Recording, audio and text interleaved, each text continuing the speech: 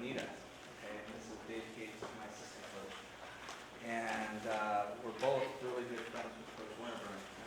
Interesting story. I played at Virginia Pacific in 2000. And Coach Verne was assistant coach there, and I coached with him in 01, 02, and 03. So I coached with him his first head coaching experience. He was kind of interim for a couple years before he got this job. So I've seen some pretty interesting stories with him, and I've had to listen and talk for 5 or 6 hours at a time. I'm sure some of you guys have had to do all that. But I only talk to you guys today in the sense that I think I have probably the greatest gift in terms of giving back that a person can have.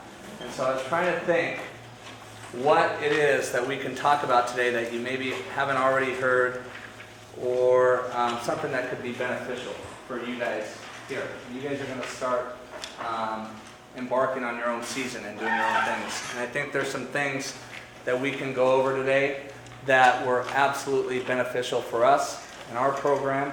And I'd love to talk to you guys. I know that at Verne they've got a great teacher ed program. If any of you guys are looking to ever become teachers at any level, or ever want to consider coaching, I'd love to be a guide for you and help you out with some of that stuff. But there were some things that kind of dawned upon us that we wanted to go over today that maybe could motivate you for this upcoming season. All right, so allow me to get started here.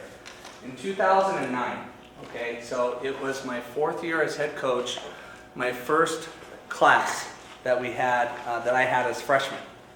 So I started in 06, 07, 08, 09. 09 was my first class. And when you get started, you kind of grow closer to the kids because it's their first group. You've seen them matriculate. You're new, learning all this stuff. And in 09, we had a really, really strong team for baseball. That year, we had a kid drafted in the first round. Okay, he went 21st overall. The funny thing is he hasn't made the big leagues, but he was picked 5 picks ahead of Mike Trout. All right, so I'm sure they're kind of regretting that a little bit. We had another kid who was drafted in the 30th round who later went to UCLA and was a first rounder. Okay, first rounder out of UCLA. So really in essence, we had 2 first round picks. And we had 3 other seniors go off and play 4 years at a 4-year school. And that's unheard of. It's unheard of at a lot of these bigger schools, maybe some of these big private schools, but for any public school, let alone since I've been at Bonita now 9 years, we've never had anything like that. And you feel it as a team, as a coach, like obviously your goals are to accomplish things that the school never has. We hadn't had a CIF championship since 1951, and they had only been into the finals since 72. So there's not, even though Bonita's had a lot of good baseball players come through there, a handful of big leaguers, they've never had a championship team. And so going into that year, there was this pressure of like, what is it that we can do to try to win a CIF championship? And so as coaches, we're coaching together and we're kind of learning this ourselves. Neither of us, even though Coach Cates had won a CIF championship before at Monrovia High School a few years prior, had ever dealt with the amount of talent that we were dealing with. And as we get going, it was just amazing in terms of our practices and our games, like showing up to a game and literally seeing 60 scouts at a game, or having 5 scouts minimum come to every practice. The distractions and the pressure, and granted we had a good season, and we had won a league championship for the first time in 20 years. Okay, the school's only league championship in 20 years. And so we head into playoffs, and in the quarterfinals of playoffs, we lost 3-2 in the bottom of the 8th inning on a suicide squeeze. And we had the privilege, or the pain, of watching the team that beat us walk through and win a CIF championship. Okay, and that same year, the team we beat, San Dimas, we had beat them at their place, also won a CIF championship. So the season ends, and personally I was devastated, like crushed, like, wow, all this time, all this commitment, what the hell is going on? How does this not happen? Like, I was strongly considering, is this the occupation for me? Am I supposed to be doing this? We have all this talent, we were really, really strong, and this is all we got out of it. And so obviously, going into the summer, it was terrible, and I didn't even know if I wanted to coach baseball anymore. How are we going to regroup if we Couldn't do it with this group. It's never going to happen. Okay, like, what are we wasting our time for? And we started to really question some of the things that we were doing. Like, what is it that we're doing? And really, probably more significantly, what are we not doing? What are we not doing how are we not getting the most out of these kids? And what can we change? And that was our goal. And that was our motivation. And it started with atop, challenging ourselves to do more than what we had been getting. And really, what's more important, not necessarily doing more in terms of time commitment, being more efficient. Having a quality practice game, knowing exactly what to expect out of these guys. And so that was the challenge.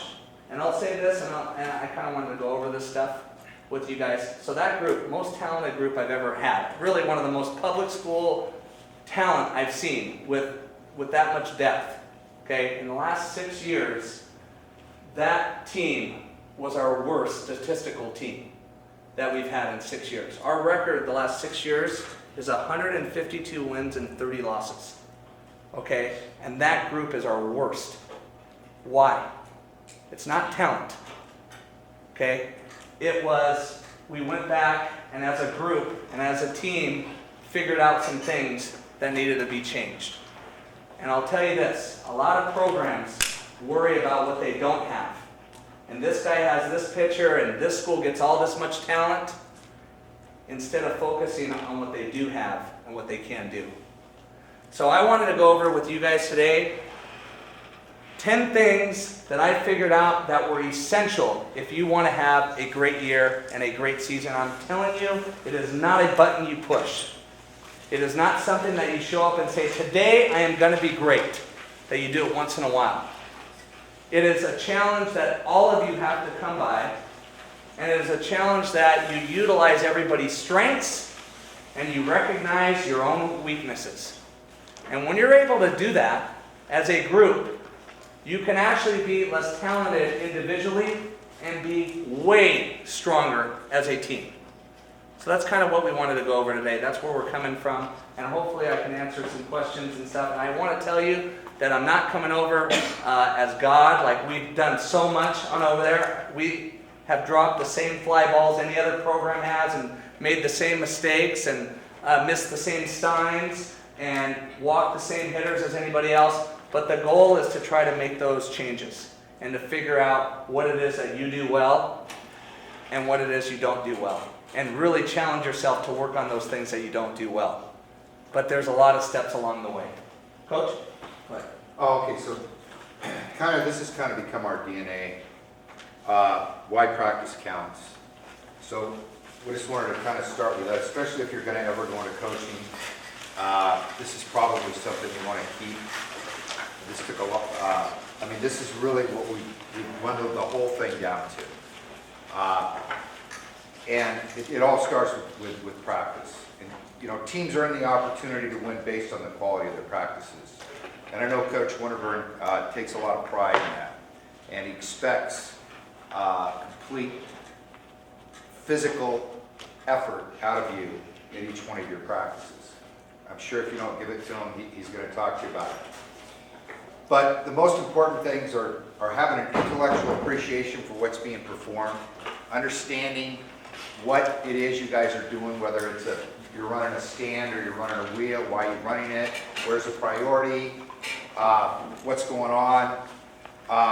Obviously, we expect you to go game speed, and we want you to be tough mentally. We always talk about being mentally tough. So what's the definition of being mentally tough? Here's really the definition of being mentally tough. The ability to overcome a negative situation. Okay, that's being mentally tough. Okay, so when you're on the mound and you get squeezed, you've got to overcome that situation. You just got squeezed, you threw a great pitch, you struck the guy out, the umpire missed it. You got to move on. You got to overcome the negative situation. Or the same thing as a hitter, all of a sudden you got a 2-1 count and the guy calls strike 2 on you and you're like, oh, you got to be kidding me. That wasn't close. Well, okay, overcome it, deal with it. So that's a good definition for being able to, what is being tough mentally mean. The ultimate goal for us in practice is we want to perform game situations. We want our players to be able to have the confidence to say, you know, I've been here before, and I've gone through this, and I know this, and we do this. I know how to turn a double play when we're in a critical situation. You know, we see this all the time. You know, he said we've been 152 and 30 the last 6 years, so that's like, I don't know. Yeah, 25 and 5 is an average year. We've had some better and some worse, but we normally have been going 25 and 5, and we've won our league 6 years in a row. But fear of failure and playing not to lose are trademarks of teams that don't simulate game pressure in their practices. A coach can't hand out, you know, we can't hand out a confidence pill to you. You know, you earn your confidence by doing it in practice. So, you know, if you know you can come in and make that barehand play on the run and throw that guy out, now all of a sudden you're in the game and that comes, you have the confidence to be able to make that same play you make in practice all the time, or you turn a double play, or you throw a guy out. You have confidence to know I can throw that guy out because you do it in practice. So when we play, our last 152 wins, the other team's given us half of them, honest to God. Just play good defense, hang in there, all of a sudden we get out a bunt, there it goes down the right field line and we win the game. I mean, it happens over and over and over again because they don't practice. They don't have confidence in themselves. The teams we play, they don't have confidence that they can make that play because they don't play that way in practice. They don't practice that way. They don't practice game speed. They don't practice with that kind of intensity. So when the game comes and it's on the line and the ground ball's hit to the shortstop, he doesn't have the confidence that he can turn the double play, and they end up screwing it up so often. It's amazing. It's amazing how many games we've been handed over the years. And that's because our competition doesn't practice the same way we do. Practice allows a daily opportunity for our players to make a positive statement about themselves and to demonstrate the quality of player they aspire to be. And every person on our team could be a great practice player. We're striving to become a gamer. And those players who do not perform well in practice, they don't see the field. And you need to earn your peers' respect. So the bottom line here is that you and your coaching staff have to understand that your practices have to be characterized by a high level of intensity and game-like enthusiasm. So this is kind of our DNA at Bonita High School. This is kind of like what we live by, and we expect our players to live by this, and we expect to hold ourselves to that same level. I'll say this, I've seen you guys practice. You guys practice in our field, and you guys practice with a ton of intensity and passion. You guys have always had, since I've known that Coach Winterburn has been here and watched his practices, it's taken a lot of pride in being very organized. You guys get a practice plan, and you know exactly what's going on. So you've done that in the past, and that's been successful. I know for a fact that has helped you out. What is it moving forward that you might be able to do better? Are you able to incorporate things that are happening in a game or weaknesses that you have as an individual and work on them in practice, even when you're having the flow of a scrimmage or the efficiency of what you're doing? Are you working on those things to really take your game to the next level? Because if you're showing up and practicing and going from A to B to C in this time and this thing with no plan and no purpose, how do you expect to get any better? Like, you have to show up each day with I want to be here, I want to get better, I love baseball, I'm going to work at it, but then I realize that here are my areas that I really need to improve. And from my experience with coaching is baseball players tend to have that arrogance because I need it to keep me confident, but then there's a number of them. What separates a really good player from just an okay player is a lot of them live in denial. It's like, I'm so good, look at this, but let's not talk about my deficiencies. Like, I'm really fast, but I can't lay down a bunt. Or I can't read a dirt ball. Or I can't go first to third on a base hit. Or I can't throw a secondary pitch for a strike. Like, how do you expect to win a big game if you can't do any of those things? Practice is the only way that you're able to get that consecutive, game-like repetition and get that confidence going. But if you're practicing for your own ego, like I need to practice and just throw it in there so I make myself feel better, you're never going to turn a corner because you're never going to face a pitcher that's going to just lay it in there either. Their responsibility is to get you out. Their responsibility is to beat you. So you have to work on things that you're not very good at, and it starts in practices. It starts you recognizing it. I wanted to go over a few of these things because I think these are essential. The first thing I think is you need to play for the right reasons. Too often, and enjoy this experience. Too often, people play because I have to get drafted. I play because my parents played. I play because that's all I've ever done.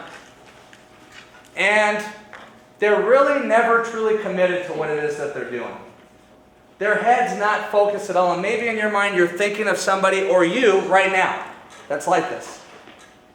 And those individuals that are like that are never truly able to enjoy it till it's done. And they look back and they live in that whole regret. That's what you tend to see over at the bars, right? People that regret, damn, I wish I would have done ... And I tell these guys all the time, every single thing you do right now is in pencil. Whatever you do right now can be changed. You can erase it and make a change on your life as a student, as a person, as a player. It can all change. As soon as it's over, and it will happen to all of us. As soon as it's over, it's in pen. It's done, it's permanent, and guess what? Coaches, move on. We got another group. So hopefully we inspire that group. You have to live with it. You now have to swallow the effort and the attitude and the things you did to get what you got out of it. Good and bad. And that's tough when the ... was, I wish I would have done this or that different.